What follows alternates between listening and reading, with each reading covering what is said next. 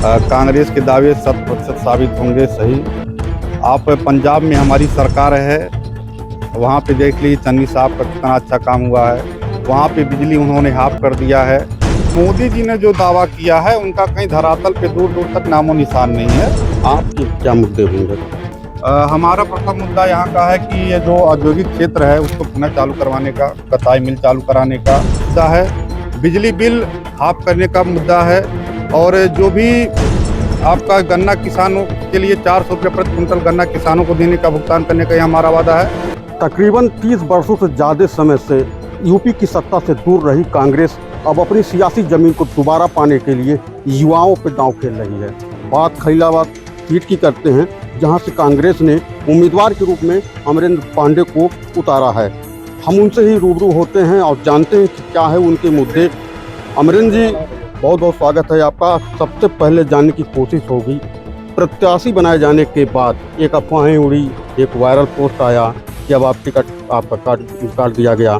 इन सब पूरे मामले को लेकर के और खासकर अपने चुनावी एजेंडे को लेकर क्या कहना है? उसमें जो पत्र वायरल किया गया है तो आप देखेंगे कि जो 1 तारीख को पत्र जारी किया गया था उसी पत्र में सेम वही पत्र है, उस पर दिनांक चेंज कर दिया गया और केवल मेदावल, दनघटा और खलीलाबाद की सीटों पे केवल एडिट करके जो है उस पर किया गया, जो सरासर गलत है। ये फर्जी जो है पत्र है, ये कहीं सरकार बनाने के लिए आपकी नेता प्रियंका गांधी वादों का बहुत सारा पिटारा खोल रखे हैं। क्या लगता है वो, जैसे मोदी जी भी किए हैं और पार्टियां भी कर रही हैं, आपके दावे? नहीं, मोदी जी ने जो दावा किया है उनका कहीं धरातल पे दूर दूर तक नामो निशान नहीं है।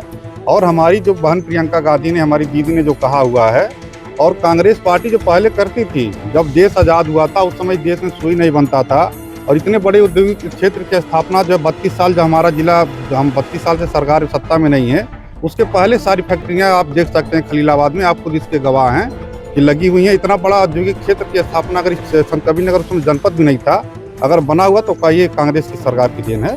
कांग्रेस को फिर आगे लेकर हम जाएंगे। कांग्रेस की सरकार की देन है, लेकिन आज उसी औद्योगिक जमीनों पे नेताओं के कब्जे हैं, वो भी एक बड़ा मुद्दा है। वो कैसे छुपवाएंगे?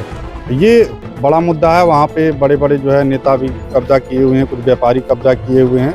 हमारी सरकार आएगी तो इस पर भी विचार किया जाएगा। काफ़ी समय से सत्ता से बाहर है पार्टी, आप जा रहे हैं, जनता से मिल रहे हैं, क्या लग रहा है आपको? जनाधार बढ़ा हुआ? जनाधार जब से प्रियंका गांधी जी का नेतृत्व यहाँ उत्तर प्रदेश में हुआ है, यहाँ की जनता में अपार समर्थन मिल रहा है। और जो उनका जो वादा है, जो इनकी प्रतिज्ञाएं हैं, उसको लेके हम जन जन तक जा रहे हैं, अपनी बातों को रख रहे हैं, तो उसका काफ़ी जो है हमको अमरेंद्र जी चुनाव लड़ रहे हैं, आपके क्या मुद्दे होंगे? हमारा प्रथम मुद्दा यहाँ का है कि ये जो औद्योगिक क्षेत्र है उसको पुनः चालू करवाने का, कताई मिल चालू कराने का। और जो प्राथमिक विद्यालयों की यहाँ जो स्थिति बहुत दयनीय है, हम शिक्षा क्षेत्र से जगत से जुड़े हुए हैं, हमारे भी कई संस्थान इस जनपद में चलते हैं, तो जो प्राथमिक विद्यालय और जूनियर विद्यालयों में जो शिक्षकों की बहुत ज़्यादा कमी है। देखिए, किसी भी प्राथमिक विद्यालय में प्रधानाचार्य नहीं है, केवल शिक्षकों की नियुक्तियाँ होती हैं, प्रधानाचार्यों की नियुक्तियाँ नहीं होती हैं। हमारी सरकार बनेगी तो हम 1.5 लाख शिक्षकों की भर्ती तुरंत करेंगे। और आज के समय में उत्तर प्रदेश में 12 लाख जो सरकारी नौकरियों की जगह खाली है। हमारी सरकार आएगी तो प्रथम हमारा ये काम होगा कि यहाँ के युवाओं को, 12 लाख युवाओं को रोजगार देने का हम काम करेंगे। जो रिक्त खाली जगह हैं और जो संविदा कर्मी हैं उनको हम पूरा जो है वेतन देकर उनका पूर्ण जो है नियुक्ति करेंगे यहाँ पे। ये हमारी प्रथम प्राथमिकता होगी, और जिसमें 20 लाख युवाओं को रोजगार भी हम देने जा रहे हैं। और जो हमारे क्षेत्र के कोई भी सदस्य हो पूरे उत्तर प्रदेश का, 10 लाख रुपए तक का उनको जो है मुफ्त इलाज की व्यवस्था हमारी सरकार करने जा रही है। 2500 में गेहूं धान की जो है हमारा मुद्दा है। बिजली बिल हाफ करने का मुद्दा है।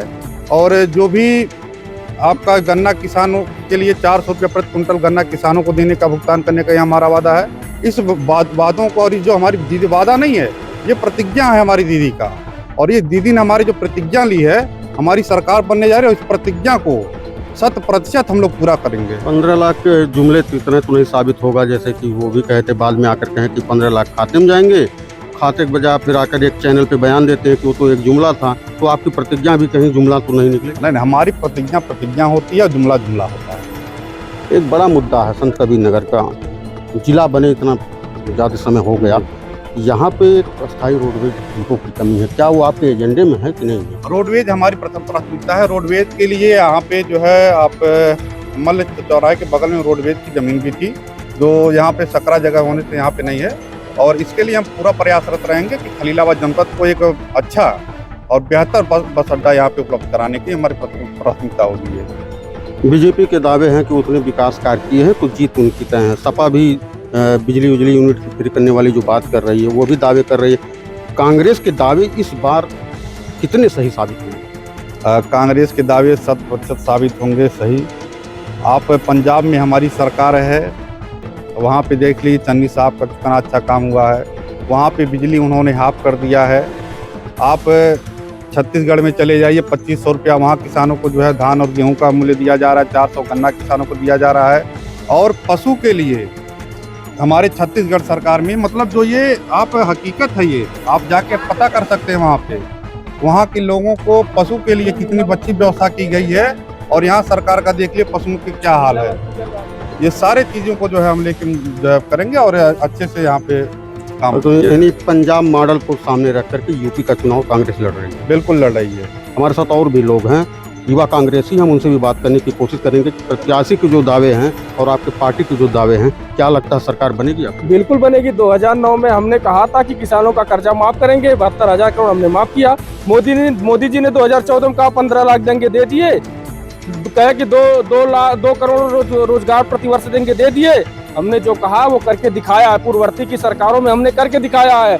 आज कोविड एक कोई नई महामारी है, इससे पहले कोई महामारी नहीं आई थी। इससे पहले भी हजारों महामारियां इस देश ने दस्त झेला है, और तब क्या दवाइयां नहीं थी? क्या सरकारें नहीं चलती थी? केवल भारतीय जनता पार्टी की आने की वजह से क्या कोरोना ठीक हो रहा है? बहुत शर्म की बात है। उत्तर प्रदेश में जो ये सरकार जो 5 वर्षों से नंगा नाच कर रही है, धर्म जाति धर्म मजहब के नाम पे लड़ाने का काम कर रही है, कांग्रेस उसको कतई बर्दाश्त करने नहीं जा रही है। और खलीलाबाद नहीं, 403 विधानसभा सीटों पे कांग्रेस मजबूती से लड़ रही है, जनता के बीच में अपने विचार रख रही है। अब जनता जनार्दन तय करेगी कि सिरमोहर किसके ऊपर होगा। तो अभी आपने प्रत्याशी की बात सुनी और उनके समर्थकों की बात सुनी। उनके मुताबिक यूपी में कांग्रेस की सरकार बनेगी और खलीलाबाद ही नहीं बल्कि अधिकांश सीटों पे कांग्रेस का कब्जा होगा। सत्यमेव टाइम्स के लिए मैं जय श्रीवास्तव, संत कबीर।